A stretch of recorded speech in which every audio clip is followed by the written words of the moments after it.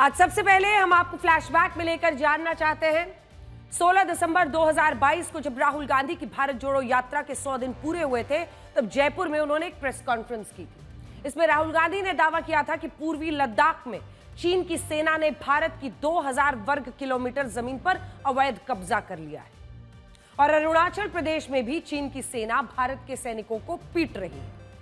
यह एक ऐसा बयान था जिसे राहुल गांधी ने 5 बार और दोहराया।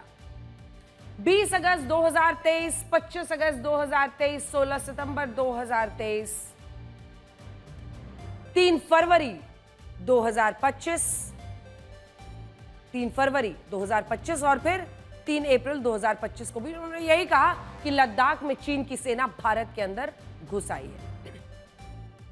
राहुल गांधी लोकसभा में भारत के विपक्ष के नेता हैं और जब वो बार बार ये दावा करते हैं कि चीन ने भारत की जमीन पर कब्जा कर लिया है, तो इस देश के आम आदमी के मन में भी एक शक पैदा होता है। जो आम लोग सीमा पर जाकर खुद इस दावे की जांच नहीं कर सकते, वो ये सोचने लगते हैं कि शायद कोई तो बात जरूर होगी जिसकी वजह से राहुल गांधी लगातार इस दावे को दोहरा रहे हैं। अंग्रेजी में इसके लिए एक खास शब्द का इस्तेमाल होता है, गैस लाइटिंग। इसका मतलब होता है किसी भी झूठ को तब तक दोहराना जब तक उसे लेकर लोगों के मन में शंका की गांठ न पड़ जाए। लेकिन सोचिए, अगर ये गैस लाइटिंग भारत की राष्ट्रीय सुरक्षा को लेकर होने लगे और इसके आरोप भारत के विपक्ष के नेता राहुल गांधी ही लगाने लगे, तो आप क्या करेंगे? राहुल गांधी ने भारत की जमीन पर चीन के कब्जे को लेकर जो सनसनीखेज दावा किया था, आज उस पर भारत के सुप्रीम कोर्ट में लंबी बहस हुई। सुप्रीम कोर्ट ने राहुल गांधी से पूछा कि क्या इस कब्जे के वक्त राहुल गांधी खुद मौके पर मौजूद थे?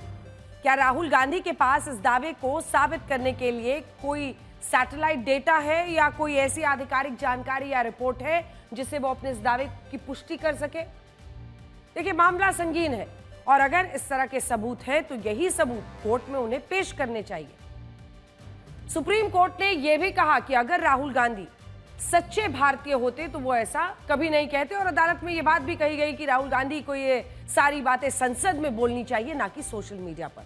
लेकिन राहुल गांधी अपनी तरफ से अदालत के किसी भी सवाल का स्पष्ट जवाब नहीं दे पाए। राहुल गांधी कहते हैं कि वो संसद में बोलते हैं तो उनकी आवाज को दबा दिया जाता है, लेकिन सोचिए, सुप्रीम कोर्ट में तो कोई सरकार नहीं है।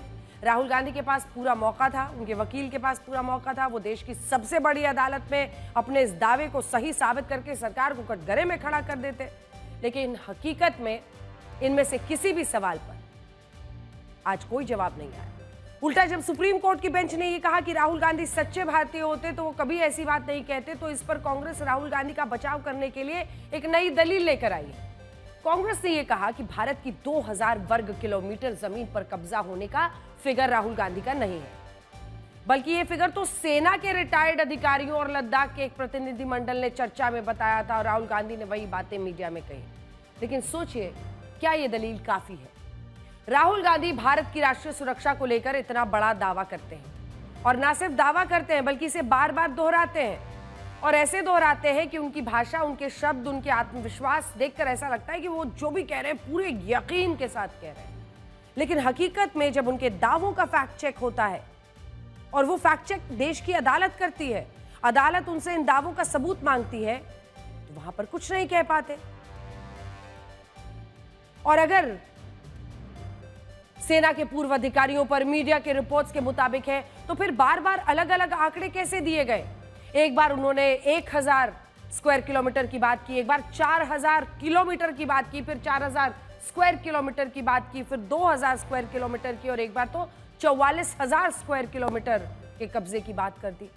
देखिए, इसे अंग्रेजी में हिट एंड रन कहते हैं। मतलब होता है आरोप लगाना और उसके बाद जिम्मेदारी उन आरोपों का नहीं लेना। अब जो हम कह रहे हैं ध्यान से सुनिए। मार्क ट्वेन ने एक बार कहा था कि अगर आप सच बोलते हैं तो आपको कुछ याद रखने की जरूरत नहीं पड़ती, लेकिन अगर आप झूठ बोलते हैं तो आपको उस झूठ को याद रखना पड़ता है। और यह बात इस मामले पर भी लागू होती है। इस मामले में राहुल गांधी ने चीन के कब्जे को लेकर अलग अलग दावे किए। 15 अगस्त 2020 को उन्होंने गलवान हिंसा के बाद यह कहा कि चीनी सैनिक हमारे इलाके में बैठे हैं। 16 दिसंबर 2022 को कहा कि चीन ने भारत के 2000 वर्ग किलोमीटर के इलाके पर कब्जा कर लिया है।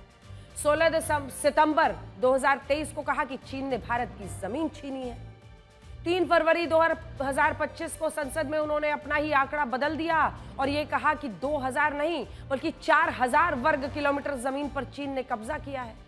और इसी दावे को उन्होंने 3 अप्रैल को संसद में फिर से दोहराया और वो हर बार ये सारे दावे पूरे यकीन के साथ करते थे, लेकिन आज सुप्रीम कोर्ट में उनके पास इन्हें साबित करने के लिए सबूत नहीं था। पहले सुनिए कब क्या क्या कहा। ये कांग्रेस पार्टी ने क्या कर दिया, कैसे कर दिया।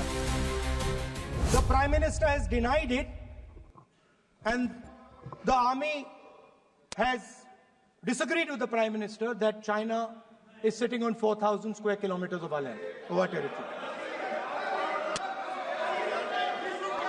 Because, sir, it's a known fact that China is sitting on 4,000 square kilometers of our territory. 4,000 kilometre हैं, 4,000 किलोमीटर चाइना ने ले लिए हैं और हमारे फॉरेन सेक्रेटरी उनके एम्बेसडर के साथ केक काट रहे हैं। Foreign policy is about managing the external countries. You have given China 44,000 square kilometers of land. Specifically, the shepherds of Pangong Lake, the leaders of Pangong Lake, and the common people who live around Pangong Lake. And they categorically told me that the Chinese have taken Indian land. खासतौर से जब मैं Pangong lake में था तो एक बात बिल्कुल साफ है कि चाइना ने हिंदुस्तान की जमीन ली है। हजारों किलोमीटर जमीन हिंदुस्तान की चाइना ने हमसे छीनी है। यहाँ पे तो सब लोग कह रहे हैं कि चाइना की सेना घुसी है और इनकी जो पहले जो ग्रेजिंग लैंड होती थी वो ले गए हैं, वहाँ ये जा नहीं सकते हैं। तो यहाँ तो क्लियरली सब लोग कह रहे हैं। प्रधानमंत्री जी ने कहा 1 इंच जमीन नहीं गई, मगर वो सच नहीं है। चाइना के बारे में एक सवाल नहीं पूछा जाएगा। जिन्होंने 2000 स्क्वायर किलोमीटर हिंदुस्तान का उठा लिया, जिन्होंने हिंदुस्तान के 20 जवानों को शहीद किया, जो हमारे जवानों को अरुणाचल प्रदेश में पीट रहे हैं, मैंने कहा हिंदुस्तान की प्रेस मुझसे इनके बारे में एक सवाल नहीं पूछेगी। चाइना ने 1200 स्क्वायर किलोमीटर हमारी जमीन ले ली, छीन ली। चाइना हिंदुस्तान के अंदर बैठा हुआ है। 4,000 kilometre is sitting on 4,000 square kilometers of our land. The Chinese have taken Indian land. हजारों किलोमीटर जमीन 2000 स्क्वायर किलोमीटर 1200 स्क्वायर किलोमीटर हमारी जमीन जवानों को पीट रहे हैं। 44,000 square kilometers of land. आज जब कांग्रेस के नेता चीन को लेकर इतनी बड़ी बड़ी बातें कर रहे हैं, तब आपको इतिहास का भी एक रिवीजन कर लेना चाहिए।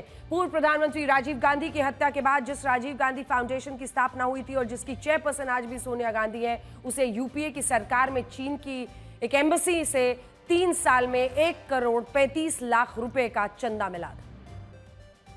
इसके अलावा यह तस्वीर 2008 के बीजिंग ओलंपिक्स की है। उस समय भारत के प्रधानमंत्री डॉक्टर मनमोहन सिंह थे, लेकिन चीन ने बीजिंग ओलंपिक्स के लिए उन्हें और भारत के तत्कालीन राष्ट्रपति की जगह सोनिया गांधी को विशेष मेहमान के तौर पर आमंत्रित किया था। और इसी तस्वीर की चर्चा कर रहे थे विदेश मंत्री एस जयशंकर देश की संसद में। और इसी संधि को लेकर हमेशा सवाल पूछती है बीजेपी। कांग्रेस और कम्युनिस्ट पार्टी ऑफ चाइना के बीच साल 2008 में एक समझौता भी हुआ था, जिसे एमओयू यानी मेमोरेंडम ऑफ अंडरस्टैंडिंग कहते हैं। उस समय समझौते पर कांग्रेस की तरफ से राहुल गांधी ने हस्ताक्षर किए थे और उनके पीछे आप सोनिया गांधी और चीन के मौजूदा राष्ट्रपति शी जिनपिंग को भी देख सकते हैं। उस समय शी जिनपिंग चीन के उपराष्ट्रपति थे। और बीजेपी बार बार यह सवाल पूछती है कि यह संधि किस पोजीशन में रहकर राहुल गांधी चीन के साथ कर रहे थे और इस संधि में है क्या। आज आपको बहुत सारी तस्वीरें ऐसी मिल जाएंगी जिनमें गांधी परिवार के चीन के बड़े अधिकारियों के साथ डिनर पार्टी या दूसरे आयोजनों में देखा जा सकता है। और कांग्रेस ने तो 2014 में चीन और इंडिया के साथ चिंडिया बनाने का प्रस्ताव रखा था, जिसमें दोनों देशों के बीच दोस्ती की बात कही गई थी। और ये सिर्फ कुछ घटनाएं नहीं है। 1950 में अमेरिका ने अनौपचारिक रूप से प्रस्ताव दिया था कि भारत को संयुक्त राष्ट्र सुरक्षा परिषद, जी हां, यूएन सिक्योरिटी काउंसिल यूएनएससी में स्थायी सदस्य बनाया जा सकता है और वो समय की रिपब्लिक ऑफ चाइना की जगह ले सकता है। लेकिन पंडित जवाहरलाल नेहरू ने इस प्रस्ताव को मानने से इनकार कर दिया था। ये तमाम दस्तावेज आज भी मौजूद है, क्योंकि कांग्रेस पार्टी के कई नेता इस बात से इनकार करते हैं। लेकिन जवाहरलाल नेहरू स्पीचेस, ये खुद पंडित जवाहरलाल नेहरू के जितने भी भाषण थे उन सब का एक साथ संकलन है। और इसी में यह दावा किया गया है कि जवाहरलाल नेहरू का मानना था कि अगर भारत ऐसा करेगा तो इससे चीन नाराज हो जाएगा। यानी अगर भारत यूएन सिक्योरिटी काउंसिल में परमानेंट मेंबर बन गया और चीन नहीं बन पाता है तो चीन नाराज हो जाएगा। 1958 में जब पंडित नेहरू की सरकार को यह पता चला कि उत्तर पूर्वी लद्दाख की जमीन पर चीन ने कब्जा कर लिया है, तब सरकार का रुख यह था कि उसे इस इलाके के बारे में कोई जानकारी नहीं थी और पंडित नेहरू कह रहे थे कि इस इलाके में तो घास का तिनका तक नहीं उगता है। और इसीलिए हमने जवाहरलाल नेहरू स्पीचेस वॉल्यूम 4 आपके लिए निकाला है, जो कि भारत सरकार का ही एक पब्लिकेशन है। ये वाला हिस्सा आप देख रहे होंगे, ये भारत सरकार का ही पब्लिकेशन है जिसमें उनके तमाम भाषणों को एक साथ किया है और इसी में ये पूरा हिस्सा है।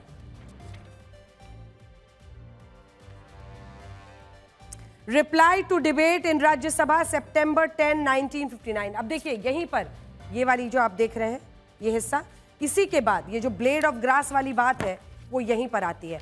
हमने ये पूरा हिस्सा आपके लिए हाईलाइट किया है,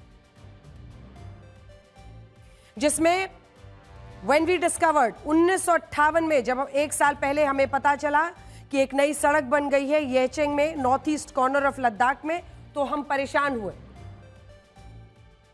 हमें पता ही नहीं था वो कहां पर है। लेकिन आपको बता दें ये अनइनहैबिटेबल एरिया है, मतलब वहां पर कोई रह नहीं सकता है और ये 17,000 फीट की ऊंचाई पर है। अभी तक इस पर किसी का एडमिनिस्ट्रेशन नहीं था, अभी तक यहां पर कोई भी मौजूद नहीं था। ये वो टेरिटरी है जहां पर घास की एक पत्ती भी नहीं उग सकती है। ये जवाहरलाल नेहरू की स्पीचेस का वॉल्यूम 4 है और ये गवर्नमेंट ऑफ इंडिया का पब्लिकेशन है जो हम आपके सामने रख रहे हैं, सोर्स बताते हुए, ताकि कोई भी बात प्रामाणिकता के साथ कही जाए। We thought at that time that it might be easier for us to deal with the Chinese government without too much publicity for this incident. हमने ये सोचा कि चीन की सरकार के साथ डील करना ज्यादा आसान होगा अगर हम इस घटना को ज्यादा प्राथमिकता ना दें, ज्यादा पब्लिसिटी ना दें, ज्यादा उजागर ना करें। We might have been wrong, but it was not a crisis. हो सकता है हम गलत हो, लेकिन ये एक आपदा की स्थिति नहीं थी। 38,000 स्क्वायर किलोमीटर जाने पर यह बात, इसी रुख के कारण लद्दाख में 38,000 वर्ग किलोमीटर के इलाके पर चीन का अवैध कब्जा हो गया और आज चीन इस इलाके को अक्साई चीन कहता है। 1959 में पंडित नेहरू ने लोकसभा में क्या कहा था वो बयान मैं आपको पढ़कर बताती हूं। राहुल गांधी ने सरकार के खिलाफ, हमने आपको ये पूरा बयान इससे पढ़कर बता दिया है और अब हम इसी हिस्से में एक और लाइन आपको बता दें जिसमें वो साफ कहते हैं कि it might have been wrong but it was not a crisis. मतलब वो गलत हो सकता है लेकिन क्राइसिस की स्थिति नहीं थी। ये सब वो कह रहे थे 38,000 स्क्वायर किलोमीटर चीन की तरफ चल जाने के बारे में, यानी अक्साई चीन के बारे में।